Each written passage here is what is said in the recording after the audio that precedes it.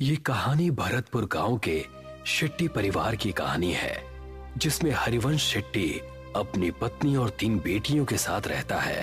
हरिवंश पेशे से इंजीनियर है और अपनी तीनों बेटियों को बहुत पढ़ा लिखा कर अपने पैरों पर खड़ा करना चाहता है।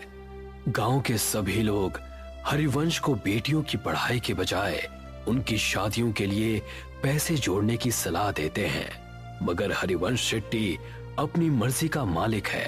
वो किसी की नहीं सुनता सिवाय अपने। एक दिन अपने ऑफिस जाते हुए हरिवंश को रास्ते में उर्मिला चाची मिलती हैं।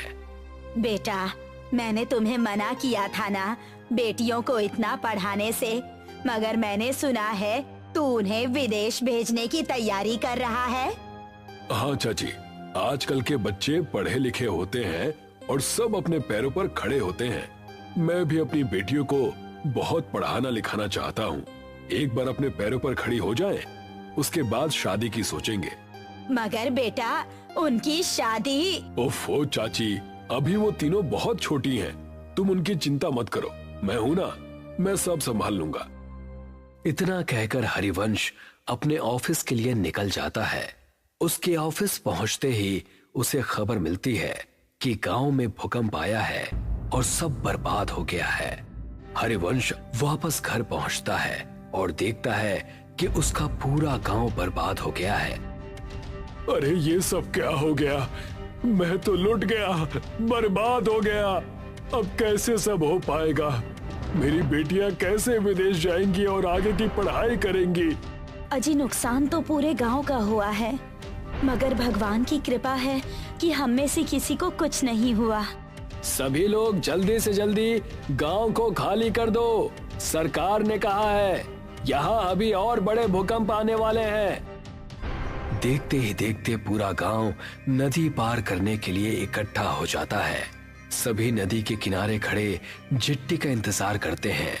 वहीं हरिवंश शेट्टी का परिवार भी अपने नंबर का इंतजार करता है। हरिवंश किसी सोच में डूबा है, तभी उसके कंधे पर कोई हाथ रखता है। हरिवंश पलट कर देखता है तो वो डर जाता है। खून से लथपथ एक आदमी उससे कहता है, बहुत लंबा इंतजार करवाया है तूने, आखिरकार तू हमारी पकड़ में आ ही गया। हरिवंश उस आदमी को देखकर डर जाता है। वो आसपास देखता है, सभी लोग नॉर्मल हैं। ऐसा लगता है जैसे हरिवंश के अलावा किसी और को वो आदमी नजर ही नहीं आ रहा। कौन हो तुम और मेरा इंतजार क्यों कर रहे थे?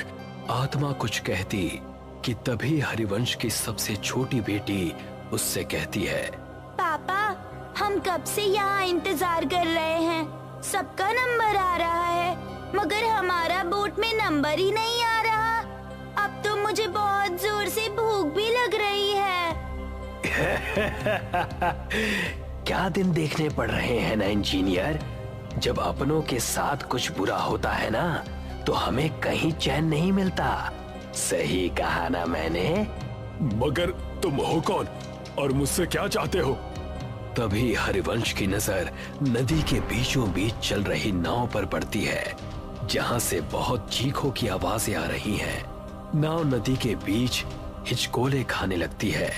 तभी हरिवंश की नजर नदी में कुछ आत्माओं पर पड़ती है, जो जेट्टी से कुछ लोगों को पानी में गिराने की कोशिश कर रहे हैं। जो आदमी नदी में गिरता जाता है, वो आत्माएं एक एक करके उनका गला मरोड़ती, तो कोई आत्मा किसी का खून पीती है।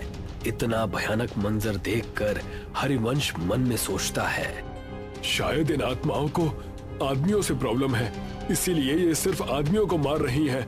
अगर मैं मेरे परिवार के साथ गया तो ये मेरे साथ साथ उन्हें भी नुकसान पहुंचा सकती हैं, जो मैं बर्दाश्त नहीं कर सकता। इतना सोचते हुए हरिवंश वहां से उल्टा गांव की तरफ भागना शुरू करता है और उसके परिवार वाले उसे वापस आने को कहते हैं। अरे, वहाँ कहाँ जा रहे हैं आप? गांव में खतरा है, लौट आइए। हाँ पापा, वापस आ जाइए ना प्लीज। वहाँ मत जाइए ना पापा, वापस आ जाइए ना। मगर हरिवंश किसी की नहीं सुनता और गांव के अंदर भाग जाता है।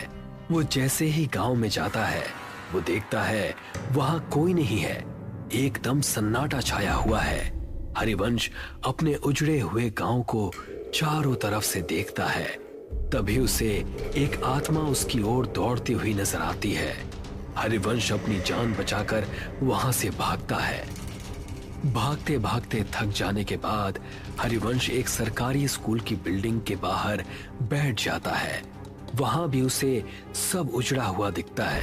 तभी दो छोटे बच्चों की आत्मा हरिवंश के पास आती है और उससे कहती है, अंकल, हम तो मासूम से बच्चे थे ना, आपने हमें क्यों मार दिया?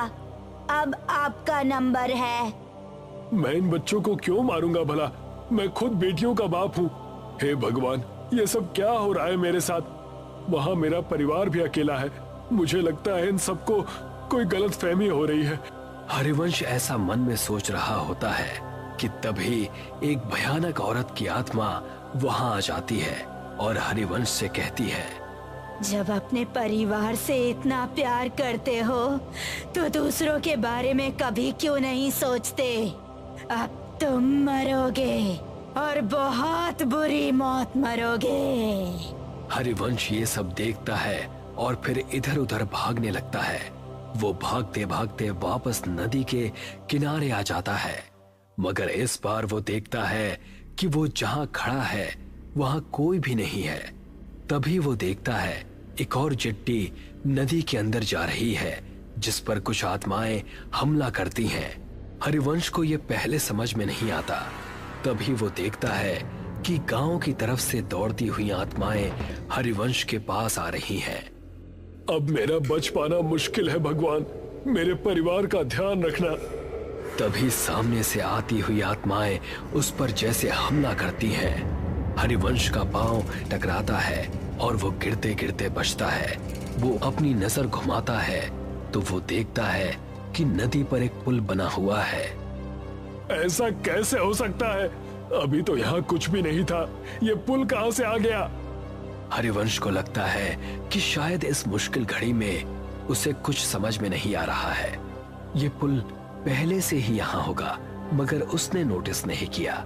हरिवंश बिना कुछ सोचे समझे उस पुल पर चढ़ जाता है और वहां से दूसरी तरफ भागना शुरू करता है। भागते भागते वो ब्रिज के सेंटर में आ जाता है और यहाँ पहुंचते ही उसकी नजर नदी की दूसरी तरफ पड़ती है जहाँ उसका परिवार उसे बुला रहा है। हाँ सुधा, मैं आ रहा हूँ। हाँ बेटा, मैं बस अभी आया। हरिवंश जैसे ही कुछ कदम पुल की दूसरी तरफ दौड़ता है, उन दो बच्चों की आत्माएं उसके सामने आकर खड़ी हो जाती हैं। वो उन्हें देखकर डर जाता है और पलट कर देखता है। वो देखता है बहुत सारी डरावनी आत्माएं उसे घूर रही हैं।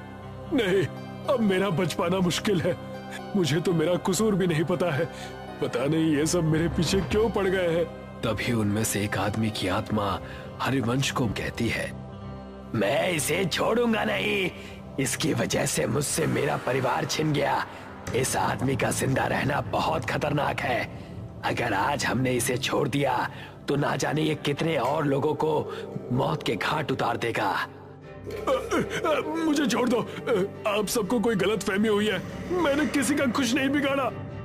तभी एक दूसरी आत्मा हरिवंश के पास आती है और कहती है, हरिवंश, तुम्हें याद है जब सरकार की तरफ से तुम्हें सरकारी स्कूल बनाने का ठेका नहीं मिल रहा था तो तुमने पैसे देकर वो टेंडर अपने नाम पर ले लिया था।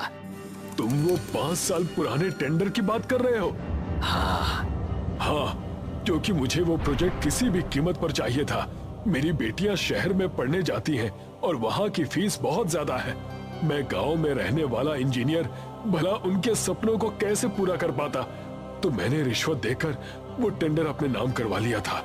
मगर किसी को इस बात से क्या प्रॉब्लम हो सकती है?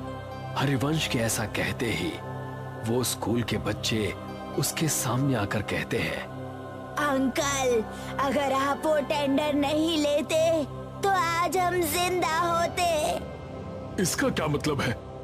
इसका सिंपल सा मतलब है अंकल कि आपने बच्चों के भविष्य का ध्यान रखा। मगर गांव में रहने वाले गरीब परिवार के बच्चों का ध्यान नहीं रखा। तभी आपने टेंडर अपने नाम किया, मगर उसमें भी पैसा बचाने के चक्कर में आपने घटिया मटेरियल का यूज किया, जिसकी वजह से हमारा स्कूल बिना किसी वजह से ही टूट कर गिर गया और हम जैसे सैकड़ों बच्चों की जान चली गई। ये सुनकर हरिवंश का मुंह खुला का खुला रह जाता है। वो कुछ कहता कि तभी एक औरत हरिवंश के पास आती है और उससे कहती है, इंसान नहीं राक्षस है तू। मेरे बच्चों और मेरे पति को खा गया, अब तू मरेगा। तेरे घर वाले तेरे मरने का तमाशा देखेंगे। उन आत्माओं की भीड़ में से 2 आदमियों की आत्माएं निकलती हैं और हरिवंश को हवा में उल्टा लटका देती हैं। उल्टा लटका हरिवंश उनसे कहता है, मेरी गलती माफी लायक तो नहीं है, मगर फिर भी मैं आप सबसे हाथ जोड़कर माफी मांगता हूँ कि मेरी भूल को माफ कर दो। तभी आत्माओं की शक्ति से उल्टा लटका हरिवंश गोल गोल चक्री के जैसे घूमने लगता है। तूने कोई भूल नहीं की इंजीनियर, तूने तो सब सोच समझ कर किया है और जो तूने किया है ना, उसे पाप कहते हैं। पाप की माफी नहीं होती, उसकी सजा होती है, जो अब तुझे हम देंगे। नहीं नहीं, मैंने कुछ भी जानबूझकर नहीं किया। प्लीज मुझे माफ कर दो, प्लीज जाने दो। हाँ हाँ, आज तुझे इस दुनिया से भेजने ही तो आए हैं। तू शायद भूल रहा है इंजीनियर, तूने गांव का सिर्फ वो स्कूल ही नहीं बल्कि म्यूनिसिपल का हॉस्पिटल भी बनाया था। गांव में ऐसे कई छोटे बड़े प्रोजेक्ट हैं जो तूने पूरे किए थे। और हाँ, आज जो ये तू इस ब्रिज में झूल रहा है, ये भी तो तूने ही बनाया था। तुझे अंदाजा भी है कि तेरे बनाए गए सभी प्रोजेक्ट्स का एक जैसा ही हाल हुआ है, तो तू एक दो नहीं बल्कि हजारों मौतों का अकेला जिम्मेदार है। ये सब सुनकर हरिवंश को अपनी सारी काली करतूतें याद आ जाती हैं और वो उन सब से कहता है, हाँ, मैं सब कुछ स्वीकार करता हूँ, मैं सारी गलतियां मानता हूँ, मैं इन सब का दोषी हूँ। मगर हर माँ बाप अपने बच्चों की खुशी के लिए कुछ भी करता है, तो मैंने भी मेरे बच्चों के भविष्य के लिए ऐसा किया था। हालांकि मैं अब ये बात मानता हूँ कि मैंने जो भी किया वो सब गलत था। हरिवंश की माफी से किसी को कोई फर्क नहीं पड़ता और देखते ही देखते वो आत्माएं वहां से एक एक करके गायब होने लगती हैं। हरिवंश को समझ में नहीं आता कि ये सब क्या हुआ। वो हवा में उल्टा लटका हुआ है, उसे पुल पर कोई नहीं दिखता, सब गायब हो जाते हैं। वहां उसके परिवार को चिट्ठी मिल जाती है। वो दूर से ही अपने परिवार को नदी की दूसरी तरफ जाते हुए देखता है। जिस ब्रिज के ऊपर वो उल्टा लटका है, वो ब्रिज भी धीरे धीरे गायब हो रहा है। हरिवंश जैसे ही खुद को खुले आसमान के नीचे नदी के बीचों बीच उल्टा लटका हुआ देखता है, वो देखता है कि उसके आसपास उसी की तरफ बाकी की आत्माएं भी उल्टी लटकी हैं। वो उन्हें देखकर डर जाता है।